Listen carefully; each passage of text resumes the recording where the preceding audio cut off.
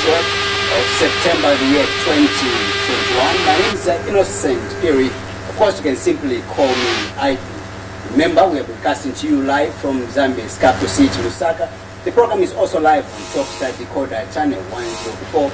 And not forgetting our social media page is also active. Give us those questions and also contributions. We'll be able possibly to find time and forward all those questions and contributions, comments to our guest on the program. Thank you so much for the viewership. Now remember that on Wednesday last week, President Hakainde Hichilema did make a conclusion to his of appointing people from various ministerial positions. He also merged other ministries and or realign others, and indeed coming up with new ones, which has got a lot of debate with regards to as to why and how new ministers rather, they could be able to proceed on that trajectory of course, presiding those affairs. Now, one of the controversial debate we've had for quite some time now is on the need to appoint cabinet ministers outside a parliament. So this debate actually is still going on, although we haven't yet seen any tangible progress on that aspect. Let's find out now from our guest. Of course, we've decided to invite on the program. But before that, allow me just to just give you a snapshot of the interview that we had yesterday. Of course, when I did host Isaac Mweemba, who is a governance expert. Just have a moment and just watch and listen to what Isaac Mweemba, of course, submitted. Parliament reconvened. When does Parliament commence? So, 2016. Let's talk about 2021. 2021, Parliament was dissolved on the 14th. When did Parliament commence? That will be a question before the court. When does Parliament begin? Because we have a precedent in court that a minister should not stay in office when Parliament is dissolved. So when does Parliament commence? The law itself, I'll read the law. Sure. Allow me, Mr. Piri, to read the law. Article 81 of the Constitution, very clear. Article 81, clause 1. The term of Parliament shall be 5 years. Commencing when? Commencing from the date that the members of Parliament are sworn into office after a general election.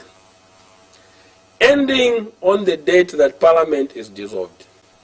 So when does Parliament commence? Does it commence when you're elected as a member of Parliament?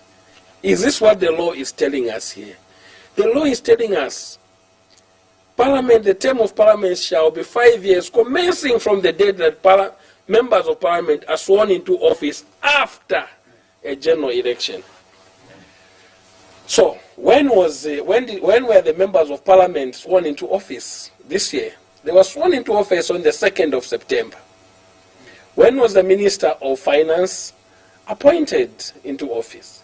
He was appointed on the 27th of August. What did the court say in the Simbiakula case, the former minister's case? They said a minister cannot stay in office when Parliament is dissolved. So already here you can see where the problem is. So it is up to the court now to tell us, to say, is this true that Parliament commences only when the ministers, from the date the ministers, members of Parliament are sworn into office after a general election, which was 2nd? And if it is true, so much. Of course, that's a short of just a brief interview that we had last night with Isaac Mweemba. Now, allow me to just introduce my guest on the program, who happens to be Caine Mweemba, of course, sitting on this program as a good governance activist.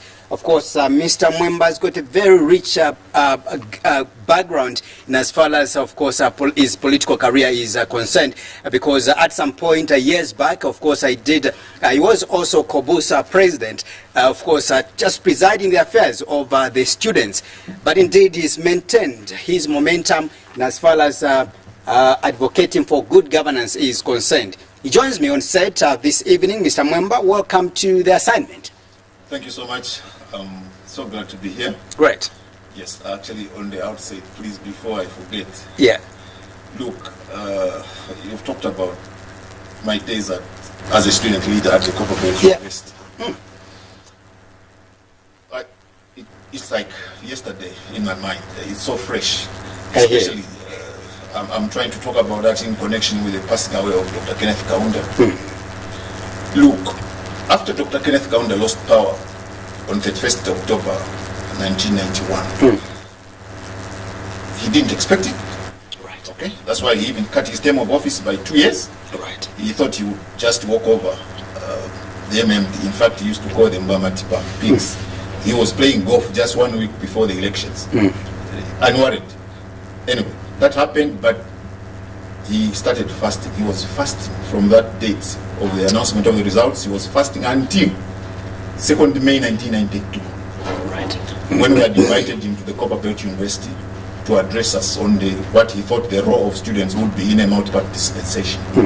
On that day, 2nd May 1992, it was like, you know, his birthday is on 28th April. This is like 4 days earlier. So we sang happy birthday to him.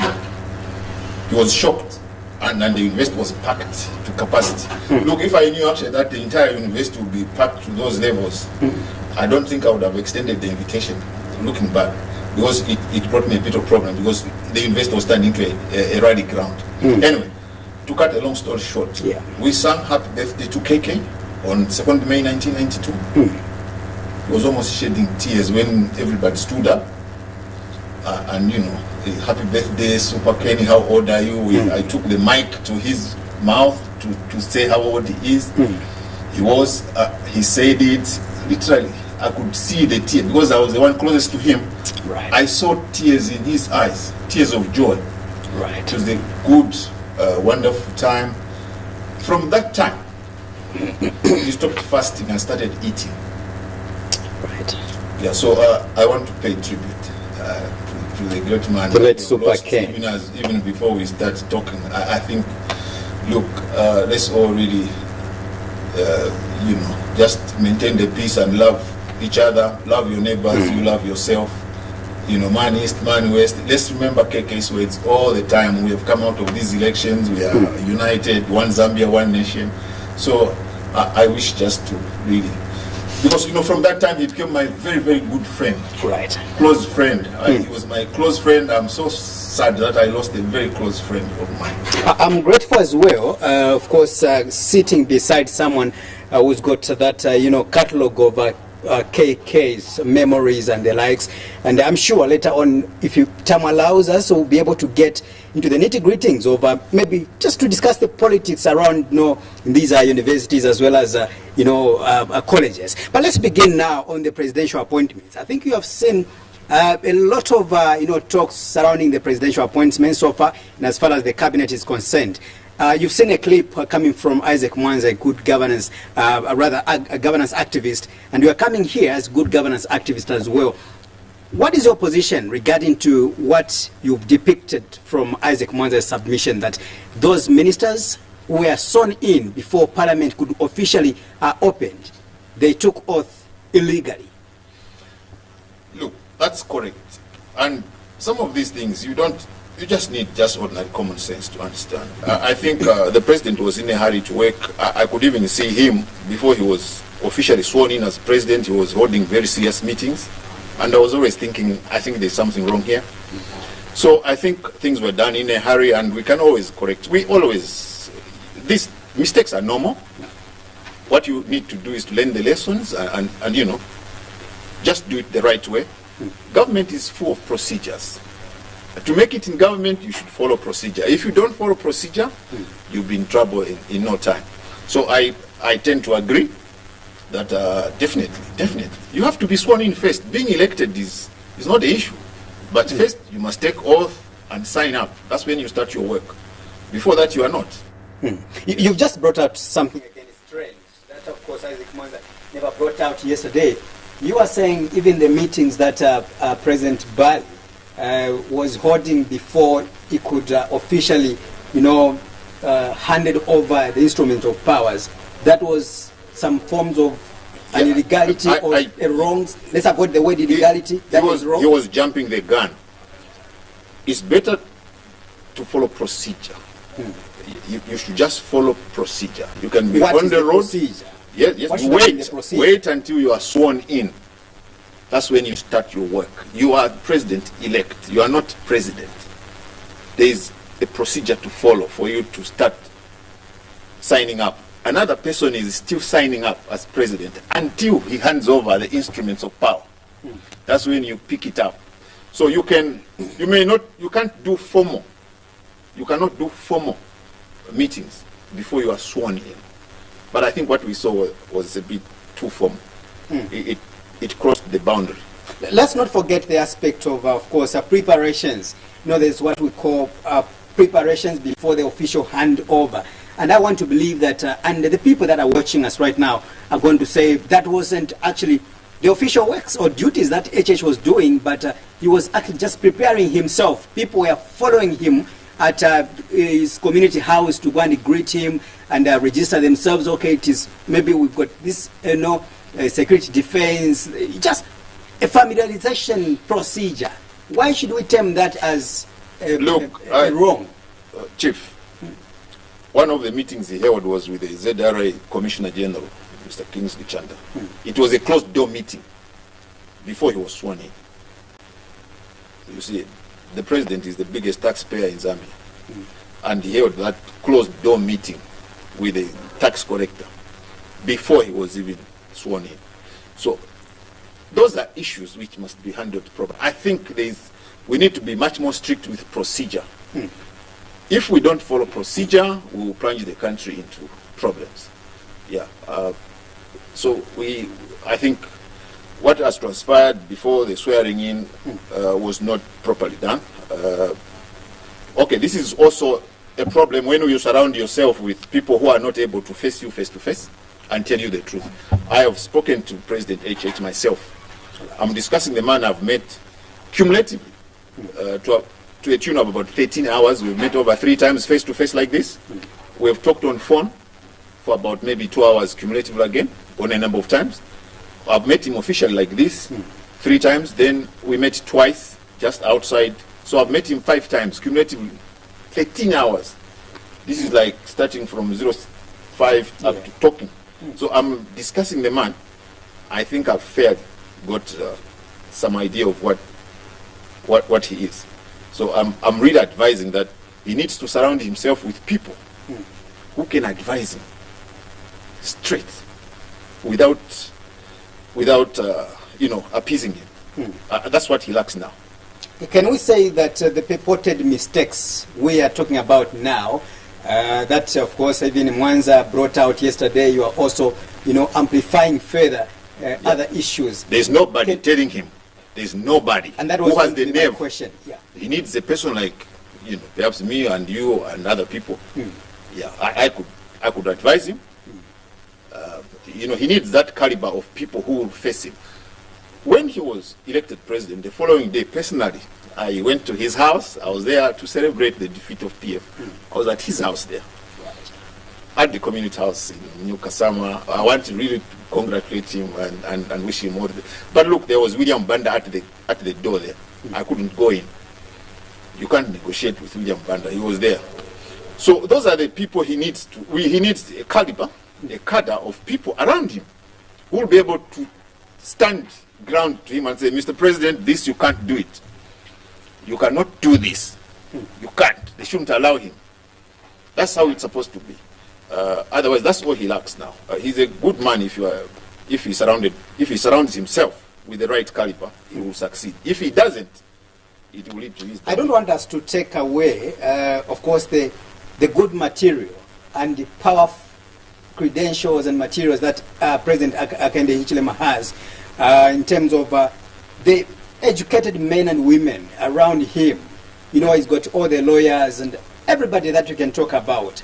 So it would be naive for you to submit here to say possibly, or to insinuate, for lack of better words, that possibly Bali is lacking people who can advise him correctly, unless people like you, unless people like me I think it will be quite naive. And I'll ask you, I've handled thousands of government files myself. President Hakainde has never handled a single government file, typical government file. He has worked for government as a consultant. I've handled thousands of government files. So you need experience. Government is different. Government has procedures. Okay? He needs that procedure. He doesn't have it. So if you don't have something, you procure it. Okay? If you don't know it, you don't know it. You procure the knowledge. So this is we are advising here on how, because look, how many times are we going to change presidents? Okay? We need this president to succeed. That's why we are here. Okay? If we didn't love him, we wouldn't say these things. So we are tired. In fact, look, the whole world is wondering, why is Zambia changing presidents like underwear? Remember, the last 33 years, this country has seen 7 presidents. Last 33 years, 7 presidents. That's less than 5 years per president. The whole world is talking. There's something wrong. Okay? We need to advise now our leaders. What is that something wrong? Yes. What is that something wrong? We can get to that actually. One. There we what we call bamwankole bamushani n'obwali. Too many bootlickers in this country. They never tell the president the truth. The moment the president goes to State House, the system hijacks him. The Candiles, the bootlickers, they hijack him. He's like a prisoner. I think you remember His Excellency Arabi, what he says, neo manje nachoka mundende muja. Chasaliraiwe msasata, kungena muchani, mu prison muja. It's like a prison. So this is what we lack here. And we'll detail later the other structural problems which the country experiences. But basically, we don't have the caliber people who are not hungry. You need a person who won't starve if they tell you the truth. But many people in Zambia, they don't farm. They've got nothing. If they don't appease the leader, they won't send their children to school. They will not eat. Okay, these are people who can't miss a meal. There are too many of them around the leaders, and they fight. They fight. They are the ones who crow. I've seen myself a grown-up leader walking on fours over a 12-meter distance to go and greet another person, another man, begging, looking for jobs. So we have that kind of people in Zambia. So it's up to the leaders. They must decide now that no. You need to surround people even who are better than you for you to succeed. Quickly, you've had an opportunity to meet President Bali, you yourself. I'll ask you a question. What kind of a president do we have today in the name of Bali, in the name of the new dawn leader we have today? What kind of the president? We heard about ECL. Some of the people that had a chat or an interface with the ECL, they said ECL was a holy man, for example, was a very accommodative person. Others again went on rampage to say he was a person that really never cared. Despite the good advice that people gave to him, he never listened. Hence the results today is out of office. What kind of a person is Bali? Look, we have got good raw material. Yeah. He's the raw material. He's not like, okay, he's not yet at 100%. He's at 60%. We can process him. He's the right material.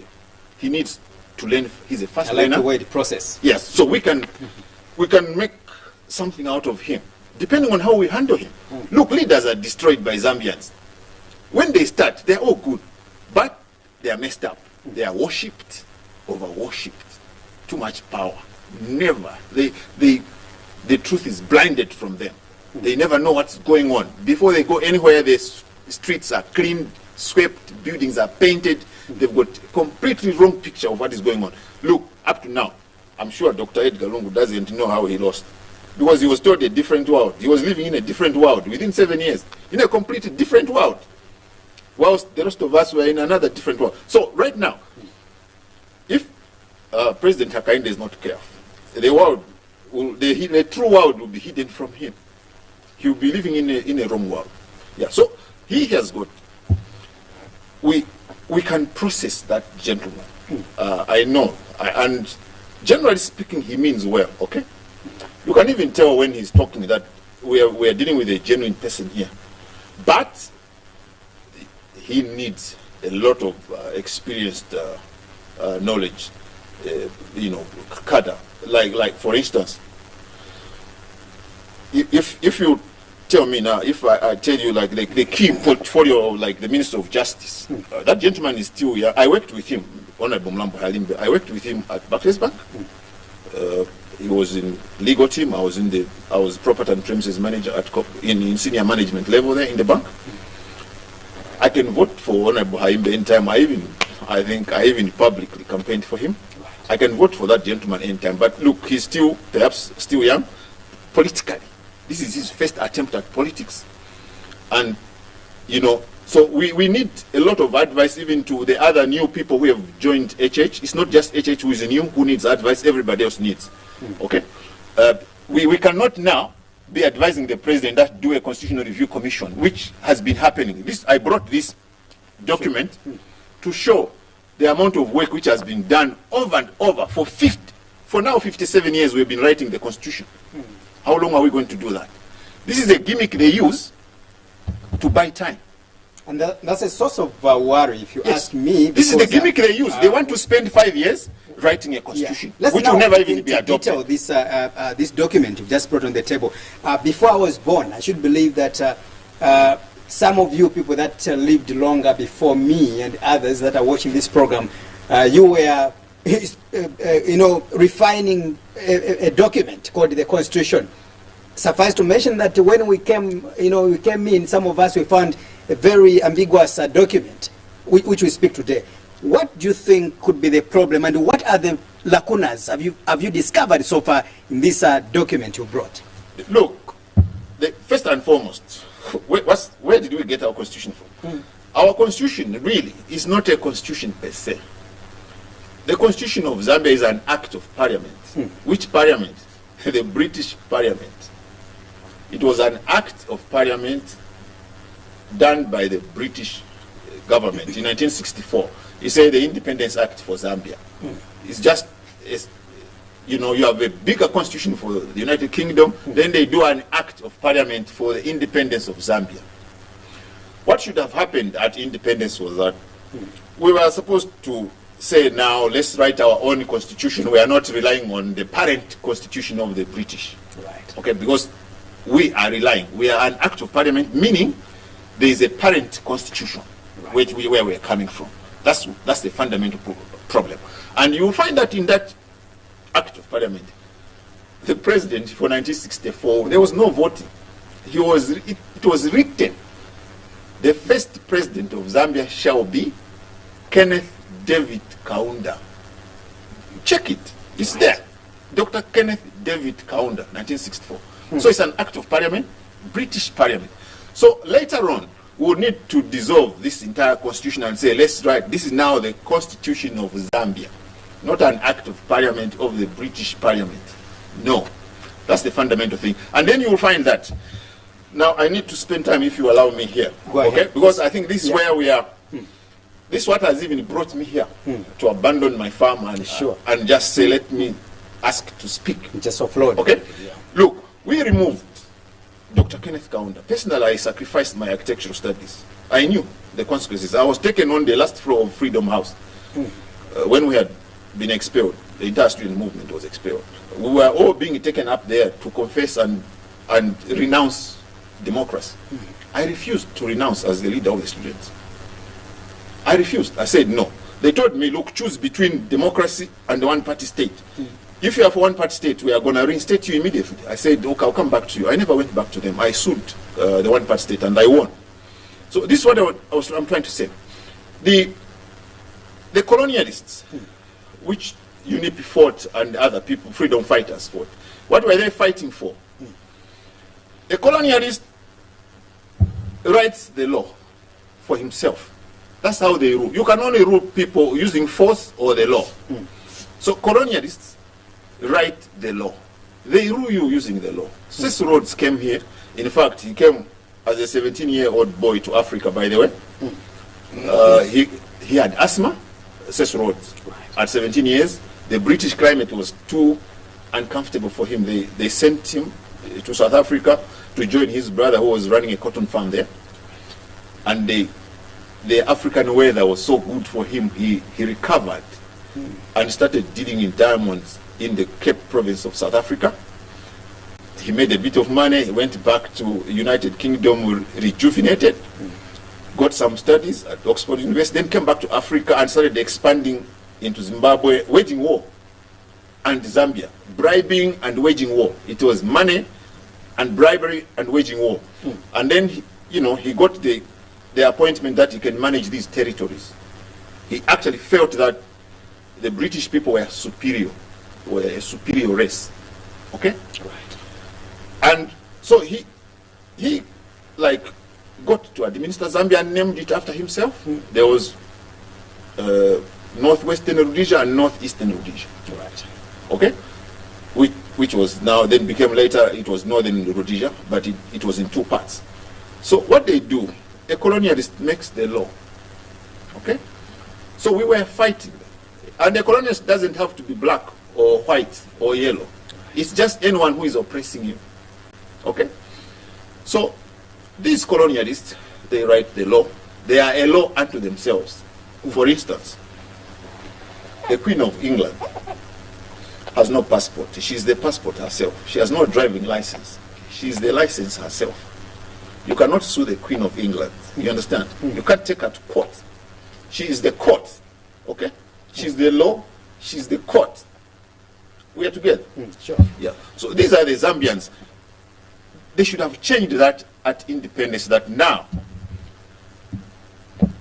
you see, we now need leaders who are not oppressing the people by making the law which suits them. If a person who is leading you is making the law, they will only make the law to perpetuate their stay in power, to oppress you. So, as we organize government, which was now being administered, government is just the central organ of managing a country. It's the central authority. A state is the country and its boundaries, but government has three arms, which like judiciary, which is the courts and the police, then the legislature, which is parliament, and the executive, who are the ministers. It has three parts. For that government to be effective and not to be corrupt, and to work effectively and not oppress the people, those arms of government must be independent of each other. The people who are ruling should not be writing their law. So the executive, the ministers, must not sit in parliament to make a law which suits them. We had butane. What was butane all about? Butane was about changing the law to suit PF, so that PF could continue ruling. That's what it was. So this is what happens when you allow the executive to dominate the parliament. This happened under Kaunda. He failed to change that. Dr. Chiluba came, and I'm going back now, why we, the student movement, really fought hard to change that. That's what we fought about. In the week of June 25th, 1990, 26 students were killed in 1 week, fighting for this separation of powers. It was the main thing. Separation of powers. Members of the executive should not sit in parliament. The vice president has no business in parliament. She must not be there, or he must not be there. The ministers should not be in parliament. That's what we fought for. That's what was bad with the one-party state. Okay? One-party state is not really a bad system per se. It is the systemic failures in it. So we changed in 1991, only the name, but the system, we never touched it. We continued to appoint ministers from parliament. So what happens? The government works as a well-coordinated criminal syndicate. They don't arrest each other. The judiciary is literally... Maybe you are being too hard, because you have seen people, being arrested while in government. So I think you are being too hard by they are arrested and then pardoned even before they serve any sentence. It's a criminal syndicate, isn't it? But if the arms of government were independent of each other, that would not happen. So let me now explain how this the kind of arrangement we run in Zambia is like a circus. a circus, complete circus. Even maybe you say a circus of monkeys, elephants, others are wise animals. It could be more, but ours is really like a rotten circus where we're not addressing it. We keep. That's why the world is laughing at us. Why are we changing presidents? If less than 5 years you change, you remove the leaders. Of course, we are looking for the best. You never know. It's not looking for the best. The system is weak. The system works, allows corruption. The money is there, but it goes in private hands. We are fetching milk using a basket. It's going down, but underneath there, they put their buckets to tap. Okay? That's how they become instant filth rich from filth poor. The moment they come into government, because of the weak system, they don't arrest each other. Right now, we have got reports from the Financial Intelligence Center. When you hear about 6 billion being stolen, 6 billion is 6 trillion in the unrebased currency. That was the budget in the year 2000s. That was the entire national budget. But now, that's what is reported as stolen. You can't have a country where people are looting the entire national budget. Then you know the whole system is rotten. It's a circus. And how best, Mr. Mweemba, before you get into, of course, perusing what is in there in terms of the articles and the likes, how best can we, change the system? You've alluded on your own to say we've been changing presidents, don't know, for 7 times now, of which, again, I think we can't blame the people of Zambia because they are looking, or we are looking for a best person who's going to change that rotten system that we're talking about. And you can't blame anybody. It is the politicians themselves that have said, you have to vote for me. When you vote for me, I'm going to ensure that I give you a better constitution. In the likes of Michael said, if you remember, he promised us a very simple, simplified constitution within 90 days. What happened? He changed. So can you blame citizens for changing from Michael Sada to now ECA or now Bali? Yeah, that's why now. How can we change? If Bali is not careful, we'll also dump him like a napkin. Like we'll change him like underwear. So that's why, and we must not now wait for things to get uncontrolled. Look, the army was called out to help us maintain peace. We must not allow that. That's why we have to just risk. It's not good to be in good books with the government, but look, we have to speak out. If we don't, we will get. We were just saved by the bell, by the way. Huh? We were almost we were walking on thin ice as a country. Eh? My friend, we were gone. So this is why Bali, he promised change.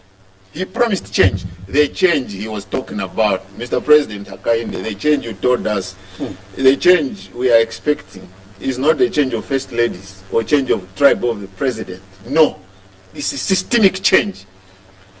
Members of the executive should not be in parliament. Because, after all, what's the role of the judiciary? The role of the judiciary is simply to read what parliament has produced, has written. So if the executive are the ones overbearing in the legislature, it means whatever legislature is producing essentially is coming from the executive. So only one arm of government is dominating. It's like holding other arms of government with their tentacles, squeezing them. The legislature is squeezed. The judiciary, therefore, is like just a useless rubber stamp as of now. Huh? Sometimes the judiciary can convict a person even before they serve 1 day in prison, they are pardoned. So what's the use? Just release them and just find them no case to answer as long as they get their salary. I want us to give a benefit of doubt to Honorable Mlambo Haimbe, who is now Justice Minister. Is a very vibrant young man. I believe that he knows what he's doing. He's a lawyer, by the way. He's been within the corridors of the judiciary for quite some time. So all these concerns that you have, Mr. Mweemba, I'm pretty sure he knows them. And he's going to address that because, remember, just been in office for about maybe 2-3 days from now. You know, the powers from the... I can tell you from what I've seen. Look, when a person is taking a wrong direction, you can tell this direction is wrong. We know. We are not judging HH too early. No.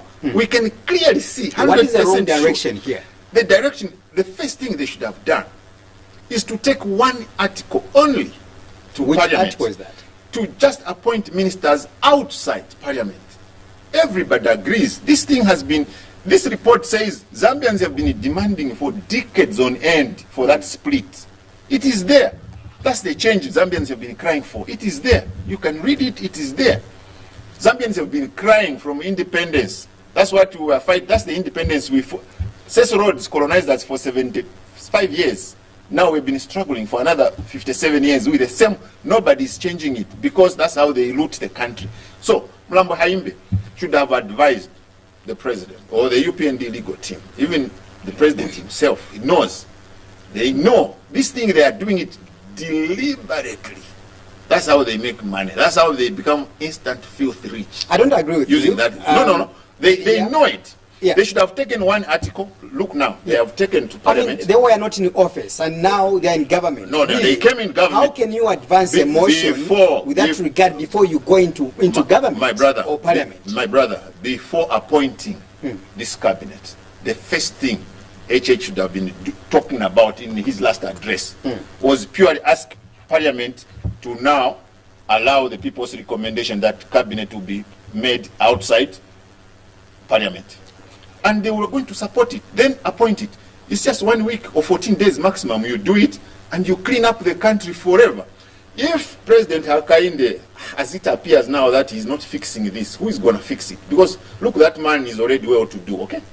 He cannot starve. He doesn't need money. He doesn't need to steal.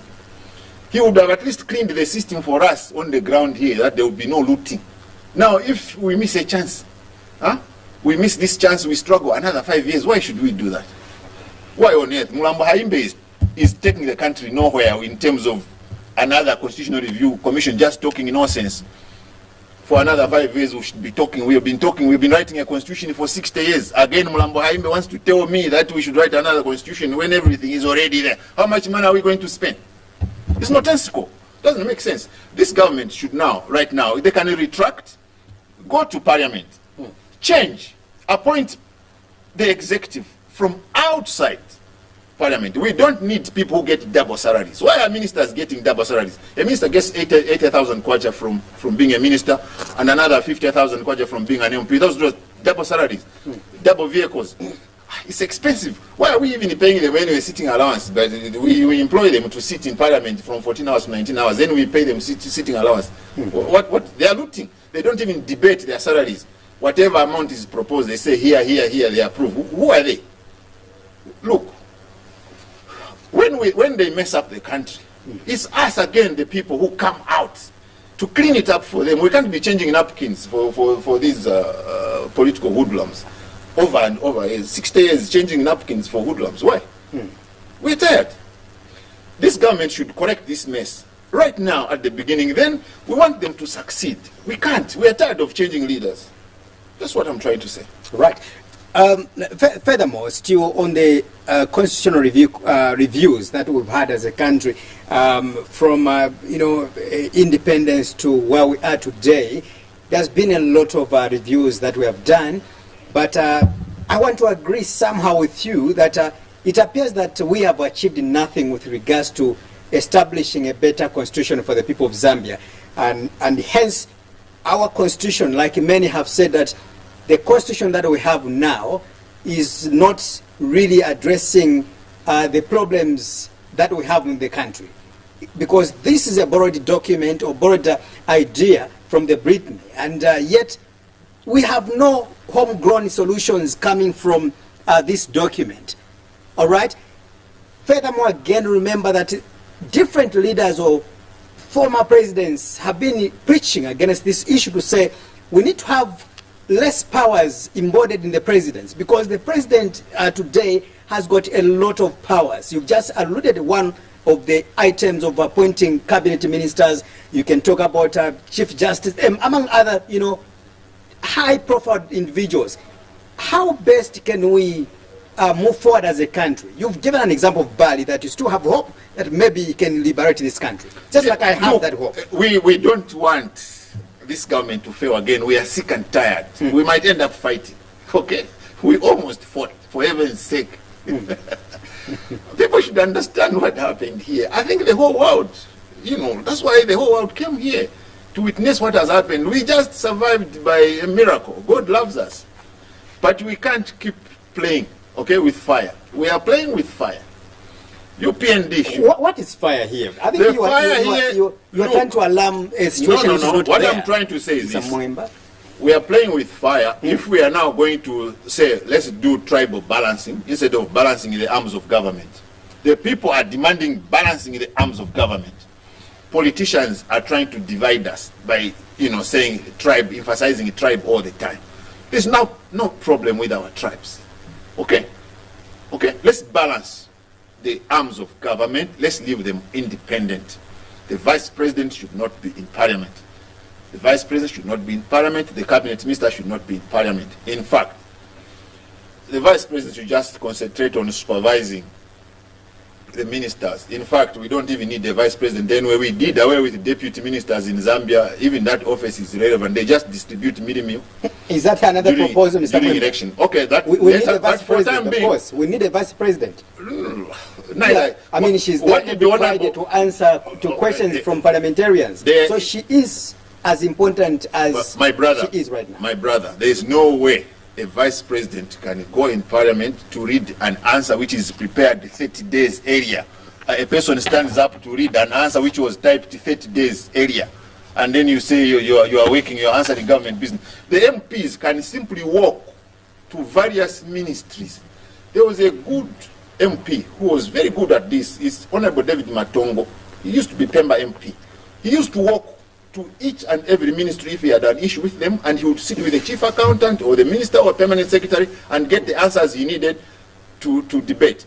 Nobody needs to stand in parliament to answer a nonsensical query which is typed 30 days earlier. It's a waste of time, wasting money. They are just wasting money. There's nothing going on there.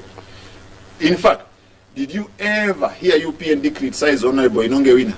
No, they never did it, because they patronize each other there. That's how they get their government bills. That's how we mix the government. There's no criticism. It's just a circus. There's nothing going on there. It's complete circus. Get it from me. I've been monitoring politicians for the last 35 years, from 1988.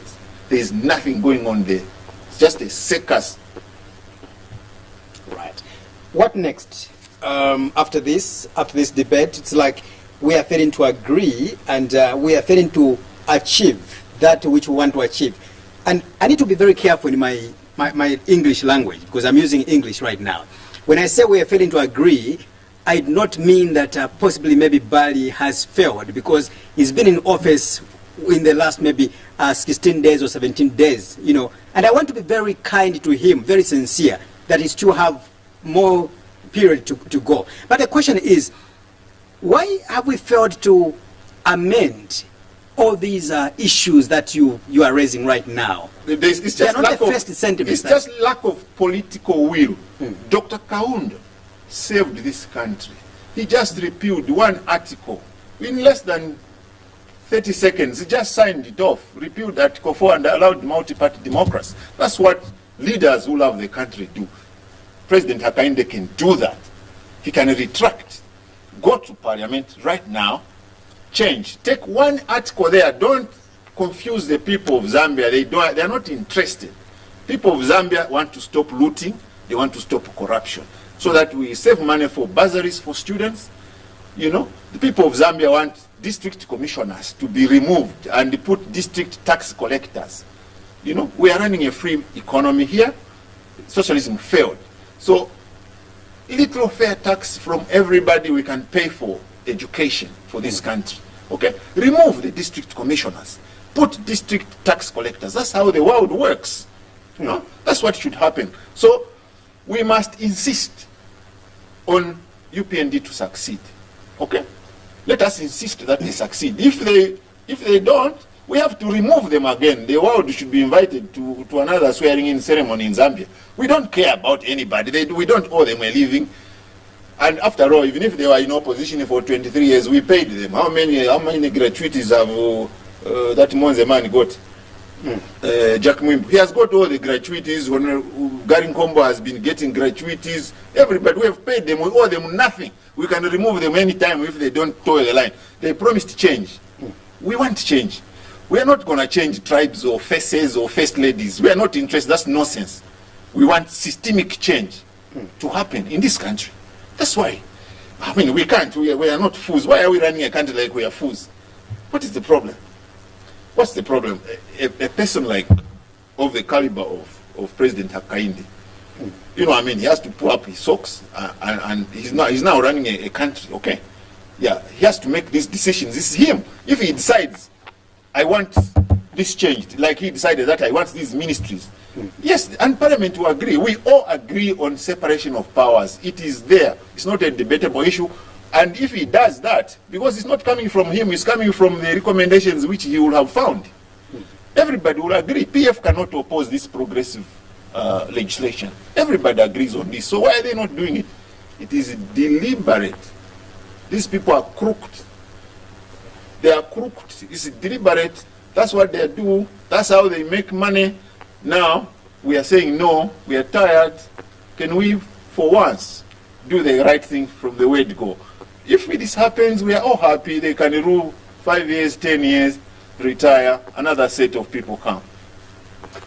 Wouldn't it be better if, of course, I want to believe that maybe the president, of course, is going through engagements with other stakeholders, people like others in the governance circles like you, to ensure that how he can come up with a very, suitable constitution for this country.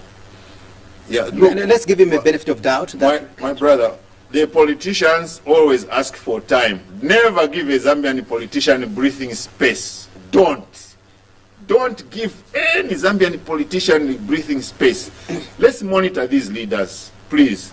Look, as we, Zambia is bankrupt. We have not paid our creditors. As we sit here, there's no money.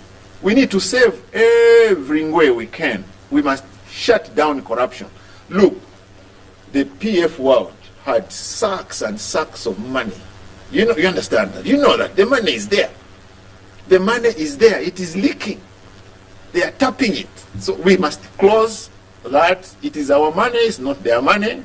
Okay? We exaggerate politics in Zambia. Politicians are exaggerated. In fact, pluralism means other organizations are important. The media is important. The church is important. Civil society organizations, community-based organizations, the student movement. Everybody is important. Political parties are useless. In fact, if political parties were so important,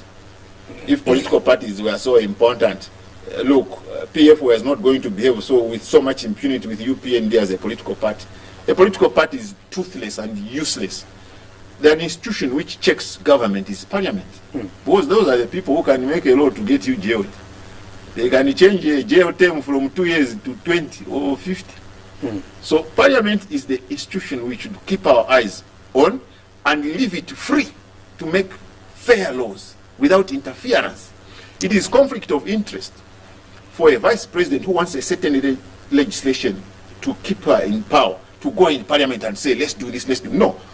If the law being proposed is in the interest of the country, our lawmakers whom we have chosen will debate it free of, pressure from the vice president breathing on them, free of pressure from the ministers who are there drinking with them. Okay? They must look at it independently. That's why we elect them to be lawmakers. So we have been stifling them so that we please the ruling clique. That must come to an end. I want to ride on your insistence to appoint cabinet ministers outside of Parliament. What are the demerits of appointing ministers or cabinet ministers rather within Parliament? What could be the disadvantages of that? What are the effects? Yeah, the major one is that, look, then every other member of Parliament who is seated there, they don't behave like they've arrived in Parliament. They are still hoping to be appointed as ministers. The chap is there, he's supposed to say something, but he won't say it because he doesn't want to annoy the appointing authorities. So nothing goes on there. Okay, you tell me now. We have been paying these ministers for the last 10 years. What law have they made? We pay them, we give them cars, we give them so much, they drink it. They don't even pay taxes, these hoodlums. They don't pay taxes. Who are they? They've made the law not to pay taxes. We all pay taxes. Why don't they pay? Okay, they are a law unto themselves. What have they done? What law have they done? Nothing. Because they are not free. they are always behaving like they will be ministers the following day. That must come to an end. The country has suffered enough. President Caine, please hear us. We love you. We want you to succeed. When we talk, we are not interested in being president. Some of us can die happily without ever being president of Zambia. We just want those who are there to do the right thing. But if you don't want, you refuse, we'll check you out and remove you, put somebody else.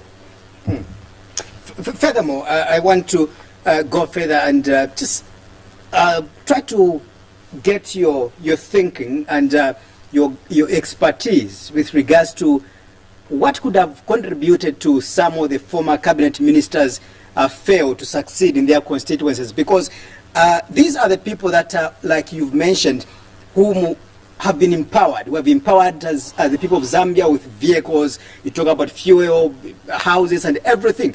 But some of them were going to their constituencies, of course, to campaign with a title of them having been former cabinet ministers. But still more, they failed to defend their seats. You are right. What could be the I like that question. Look, my brother, how can you focus on your constituents when you are a minister? Because the job of a minister is so demanding. That's why all ministers in Zambia have been failing to bounce back. Even one of the most hard-working ministers, whom I know personally and is a friend of mine, Honorable Vincent Mwale, up to now I don't know how on earth he couldn't be adopted. But I guess he was too busy as Minister of Infrastructure and Housing. It's taxing. So we need professionals to run government, not politicians. So once we appoint cabinet from outside the legislature, the ministers will now focus on developing the country instead of worrying about the constituents. Okay, they have no time for the constituency. It has been proven. That's why they're always checked out. So that's some of the disadvantages of appointing ministers who are in parliament. Then they fail to split their functions. There's no time. They are human beings. Okay, they are wanted. They have the whole country to look after. As a minister, then you go to the constituency. And then the other disadvantage is that, look, you find that a minister of health, Dr. Chitalu Chirofia, he takes all the medical facilities to his constituency in Mansa. And another one takes the other one who came after him, he takes everything to Bwana Mukubu, because that's his constituency. So it's a disadvantage, because the minister then wants to develop their constituency hoping it will be re-elected. They divert all the resources there, which is wrong. So we need a minister who can really focus on saving the nation. I want us to squeeze in a few questions before we go. I'm told I've got 4 or 5 minutes to go. There's another concern, of course, that has been, alluded by most of the people of Zambia with regards to recycling our leaders, our politicians. You know, if you look, or you looked at the PF administration, it was a combination of people from the MMD, which was chucked out of office on allegations that they were corrupt. You know, again, they were serving as cabinet ministers. Among the names is your friend who just mentioned, Vincent Mwale, coming from the MMD. Again, today, we've got President Hakainde Hichilema, who has also extended an olive branch to the people that served in the MMD government. Of course, we can't question the issue of being inclusive. Inclusivity is very much important. But what could be your governance expert on that? Look, these new political parties, they fail to attract the high caliber. They fail to attract high caliber people because in the first place, they have no philosophy, okay? Like now, one of the issues which we must advise UPND should immediately tell us what they believe in, so that when we try to advise them, we can know what they believe in. They should tell us what their philosophy is. If there is no philosophy, then there will be a vacuum, which will be occupied by force and cadres. That's what will happen. So, in terms of recycling, to have new caliber, you must have a philosophy. That's when if you don't have a philosophy, you just attract zombies, all the zombies who have expired. You call them zombies? Yeah, because I mean, there's nothing they can give us. They've been shot. There's no ammunition. They've run out of steam. Okay? Arthur Winner, Dr. Kaunda, when you look at them, how they ran the country, they were youths. Okay? Right now, we only have 3 councillors out of 116 who are less than 30 years. That's not okay. We are recycling people too much. Okay? That's not all right. So I'm saying these political parties are failing to attract high new caliber into them because they have no philosophy. And they are not, they don't want to change. They don't want systemic change. A caliber person at my level, at my corporate level, I can't work for a government which has conflict of interest. You will not find me there. I can't sit in a meeting where I know this is a complete mess. It will mess my integrity. I got to preserve my name. That's why they have no caliber. They can't find me. I cannot be found in a Caine cabinet which is appointed from parliament. I can't. I can never. Okay, so they will not have the caliber. They will keep recycling the old hoodlums. We have to go, but my question within 30 seconds. I'll be very strict on that one because I'm going to cut your speech. How would you... We want to talk about the rural areas, rural development. Oh my God. Okay. And time is gone already. Yeah, we invite you. My last question would be, how would you weigh Bali's performance so far in the last 2 weeks plus? Just under 15 seconds, we have to go. Yes, look, I can give him, because of the wrong direction has taken, I'm just giving you 4 out of 10.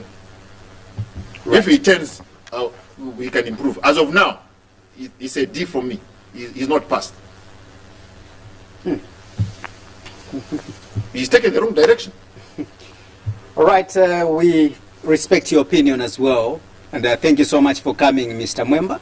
We hope to call you in the near future. I'm most obliged. Thank you so much for having a good evening, Zambia. Thank you so much. All right, the discussion ends here. My guest has been Caine Mweemba, of course, who is a governance activist. Of course, we do respect all his submissions because he is part of this country called Zambia, and his main aim is to also contribute to the governance of this country. Allow me to appreciate my producer, Maptopiri. Thank you so much. Upstairs, obvious Kapund in the studio, we appreciate you, and the team upstairs, of course, thank you so much. And to the people of Zambia, like always, I want to appreciate you for support and viewership. Allow me to say, may God bless Zambia. May God bless Mother Africa.